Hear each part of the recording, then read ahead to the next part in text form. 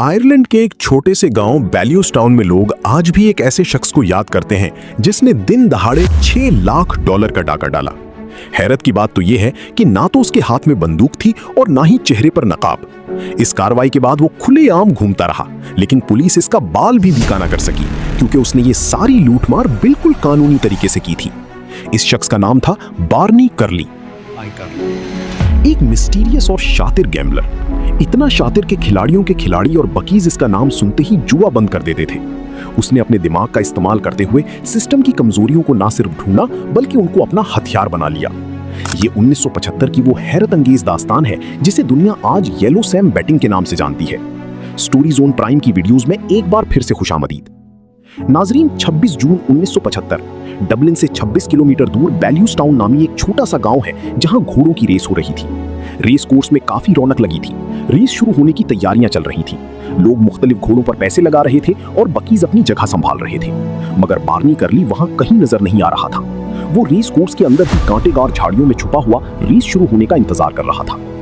उसके छुपने की वजह वहां मौजूद बकीज थे, जिनको अगर पता चल जाता कि बार्नी भी वहां आया है या उसका घोड़ा रेस में दौड़ेगा तो वो फौरन अलर्ट हो जाते, यहां तक कि जुआ बंद भी कर देते।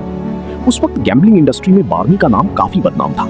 बार्नी जिस भी रेस में शिरकत करता था या सिर्फ ग्राउंड पर नजर भी आ जाता, बकी समझ जाते थे कि यहाँ कोई ना कोई गड़बड़ जरूर होगी। लेकिन जो चाल वो इस दिन चलने जा रहा था वो उसकी जिंदगी की सबसे बड़ी और सबसे खतरनाक चाल थी। बार्नी कर्ली एक ऐसा शख्स था जिसने अपने सगी बाप तक को नहीं छोड़ा था। उसके वालिद चार्ली कर्ली ग्री हाउंड कुत्ते ट्रेन करते थे और उनकी रेस करवाकर जुआ खेलते थे। वो रेस के आखिरी लम्हे पर अपने सबसे सुस्त कुत्ते को ड्रग्स देकर उसे तेज भागने पर मजबूर करते और सारे पैसे उसी पर लगा देते थे। ऐसी वो बकीज को धोखा देकर अच्छा खासा पैसा बना लेते। अपनी बाप की इस हरकत के बारे में बार्नी को अच्छी तरह मालूम था। एक दिन जब वो 15 साल का बच्चा था, चार्ली ने उसे कुत्ते को दवा से भरा गोश्त देने का कहा, लेकिन बार्नी ने जानबूझकर वो गोश्त कुत्ते को नहीं दिया। अगले दिन रेस में वो कुत्ता हार गया। चार्ली को काफी नुकसान हुआ, मगर एक शख्स इसमें बहुत खुश था, वो था बार्नी। बार्नी ने चुपके से दूसरे कुत्ते को दवा वाला गोश्त खिला दिया और उसी पर पैसे लगा दिए। अपने बाप को धोखा देकर पहली बार बार्नी ने पाउंड्स कमाए जो आज के $500 बनते हैं। यानी जिस शख्स ने जुआ अपने बाप को धोखा देकर शुरू किया हो, वो बाकी दुनिया का क्या हाल करेगा, इसका अंदाजा आपको हो ही गया होगा। बेटिंग में एक जुआ खेलने वाला होता है जो घोड़ों पर पैसे लगाता है, और अगर उसका घोड़ा जीत जाए तो पैसे डबल, ट्रिपल या जितना भी रेट हो मिलते हैं।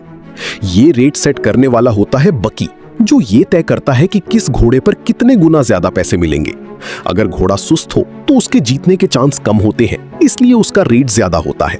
1 के बदले 20, यानी 1 लगाओ और जीतने पर 20 ले जाओ। इसी तरह जिस घोड़े के जीतने के चांस ज्यादा होते हैं उसका रेट कम होता है, क्योंकि सब उस पर पैसे लगा रहे होते हैं। देखा जाए तो सबसे ज्यादा पैसा वो कमाता है जिसने सबसे सुस्त घोड़े पर पैसे लगाए हों और वो जीत भी जाए। चार्ली ने सारी जिंदगी अपने सुस्त ग्रे हाउंड्स को दवाओं के जरिए तेज किया और अपने तेज कुत्तों को सुस्त बनाया। ऐसे वो बकीज को धोखा देता था, और चूंकि उस वक्त बेटिंग लीगल नहीं थी, इसलिए उसूल भी खास नहीं थे। 1956 में एक ऐसा वाकया पेश आया जिसने चार्ली को कर्जों में डुबो दिया। उसने हमेशा की तरह अपने सुस्त कुत्ते को ड्रग्स दिए और सारे पैसे उस पर लगा दिए, मगर दवा का गलत असर होने की वजह से न सिर्फ वो कुत्ता हार गया बल्कि गिरने से उसकी रीढ़ की हड्डी भी टूट गई। उस वक्त बार्नी 16 साल का था और उसने अपने बाप की हार को दिल पर ले लिया। इस एक हार ने पूरे खानदान को कर्जों में धकेल दिया। बार्नी को स्कूल छोड़कर फैक्ट्री में काम करना पड़ा ताकि अपने बाप के कर्जे अदा करने में मदद कर सके। अगले 18 महीनों तक दोनों ने दिन रात मेहनत की और जो कुछ कमाया वो सब बकीज को वापस करने में खर्च हो गया। ये वो वक्त था जब बार्नी ने जुए के खतरनाक पहलू को करीब से देखा। इसके बाद उसने जिंदगी में बहुत से काम किए, मगर हर जगह नुकसान हुआ। कभी बेटिंग शॉप खोली, कभी पब, म्यूजिक मैनेजमेंट में भी कदम रखा, यहाँ तक कि स्मगलिंग भी शुरू कर दी। मगर आखिरकार उसने गैम्बलिंग की दुनिया में वापस आने का फैसला किया। 1975 तक वो गैम्बलिंग में काफी तजर्बा हासिल कर चुका था। कभी कामयाब होता, कभी कर्जों में डूब जाता, यहां तक कि बुकीज उसका नाम सुनकर ही घबरा जाते थे। इसी दौरान वो 12,000 पाउंड के कर्जे में डूबा हुआ था और उससे निकलने का सिर्फ एक ही तरीका था। यहीं उसके जहन में एक खतरनाक आइडिया आया। उसने एक ऐसा घोड़ा हासिल किया जिसका रिकॉर्ड बहुत खराब था, जिसका नाम येलो सैम रखा गया।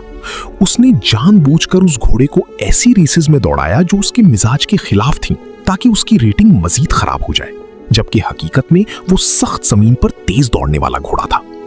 उसने 26 जून 1975 को बैलिस्टाउन रेस कोर्स की एक खास रेस को मुंतखब किया।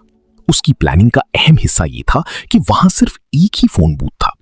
उसने सोचा कि अगर रेस की आखिरी वक्त में उस फोन लाइन को ब्लॉक कर दिया जाए तो बकीज का राब्ता बाहर की बैटिंग शॉप से कट जाएगा और रेट कम नहीं हो सकेगा।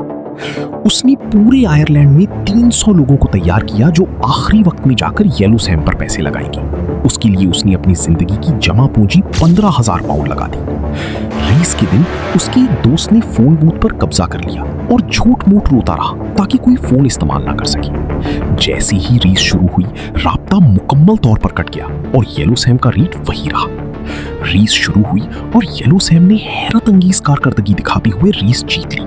बकीज को जब हकीकत का इल्म हुआ तो हंगामा मच गया, मगर सब कुछ कानूनी था, इसलिए वो कुछ नहीं कर सकी। बार्नी ने उस एक गेम में लाखों पाउंड जीत ली और रातों रात लेजेंड बन गया। उसने कोई कानून नहीं तोड़ा, बल्कि सिस्टम की कमजोरी का फायदा उठाया। बाद में उसने मजीद भी कई गेम्स खेले और आखिरकार 81 साल की उम्र में वफात पा गया। घोड़ों की रेस की दुनिया ने उसे एक जीनियस और रॉबिन हुड ऑफ रेसिंग के तौर पर याद किया, क्योंकि वो सिस्टम को हराना भी जानता था और कमाई का कुछ हिस्सा गरीबों पर खर्च भी करता था। उम्मीद है स्टोरी जोन प्राइम की ये वीडियो भी आपको पसंद आई होगी। अगली वीडियो में मुलाकात होगी।